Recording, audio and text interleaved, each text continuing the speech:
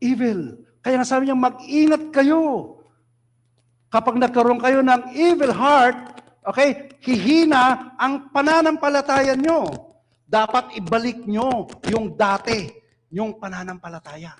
Nung kayo ay bagong Kristiyano. Ito yung good news. Gusto yung good news? Ito, verse 13. This is the good news.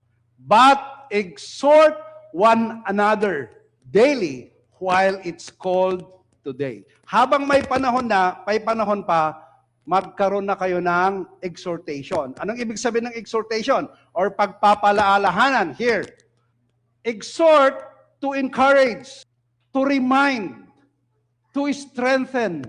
But the problem is, paano ka ma-encourage kung ina-isolate mo ang sarili mo? No one can encourage you. Kasi ina-isolate mo na yung sarili mo eh. Wala na.